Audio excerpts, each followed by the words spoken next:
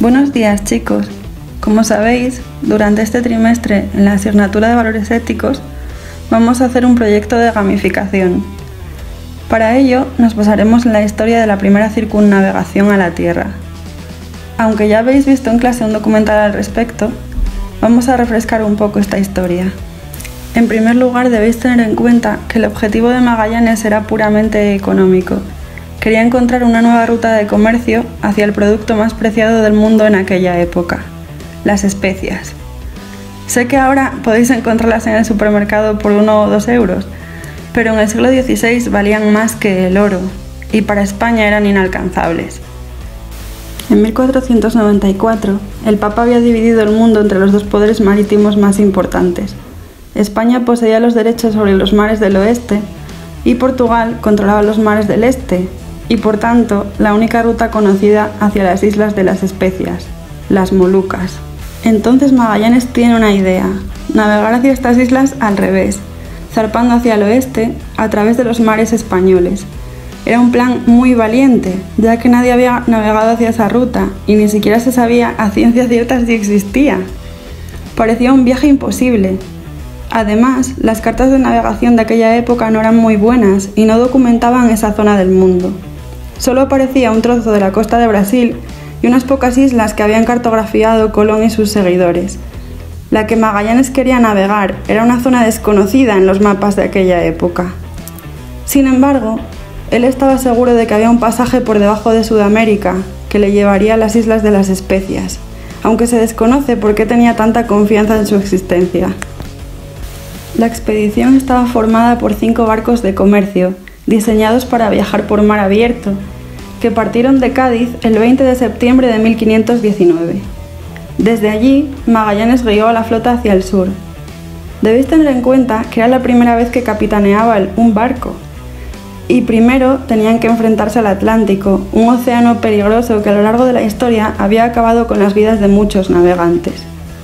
Además, los barcos de la época no eran como los de ahora, ni había camarotes cómodos y camas con sábanas. La tripulación dormía en cubierta y se mojaba con los vaivenes de las olas.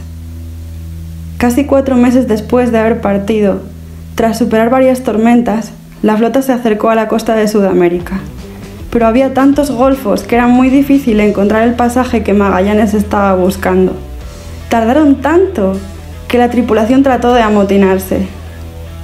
Además, uno de los barcos se hizo añicos contra las rocas y otro, el San Antonio, se rebeló y dio la vuelta a España, llevándose gran parte de las provisiones. No lo conseguirán hasta más de un año después de haber partido. Tras adentrarse en el estrecho, el tiempo era tan bueno y el mar tan tranquilo que lo llamaron Pacífico. Pero pensaban que estaban a 3 días de las Islas de las Especias y se habían basado en mapas realizados por Ptolomeo, que calculó que la circunferencia de la Tierra era de 29.000 kilómetros. Faltaban otros 11.000 kilómetros extras. El Pacífico era en realidad un océano enorme y vacío, el más grande del mundo. Gran parte de la tripulación murió por las malas condiciones higiénicas y sanitarias. Tenían tanta hambre que comían pedazos del cuero que rodeaba el palo mayor para que la fricción de las velas no estropeara la madera, galletas hechas de polvo y ratas. De hecho, las ratas eran consideradas como un manjar. Muchos murieron de escorbuto. Además, solo veían unas pocas islas en las que no era posible anclar las naves, porque el ancla de los barcos no era capaz de encontrar el fondo del mar. Casi 5 meses después de pasar el estrecho, por fin avistaron las Filipinas. Pero Magallanes intentó cristianizar a los nativos, tratando de convencerles de que su Dios les haría invencibles, algo que les enseñó mostrándoles la potencia de los cañones de sus barcos. Uno de los jefes de los nativos, Lapu-Lapu, se rebeló y en una batalla mató a Magallanes, que nunca llegará a ver las Islas de las Especias, el objetivo de su viaje.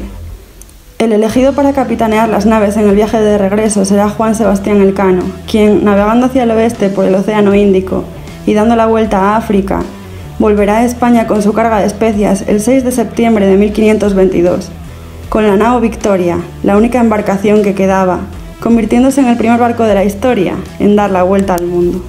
Es vuestro turno para hacer lo mismo, chicos. Empieza la gamificación.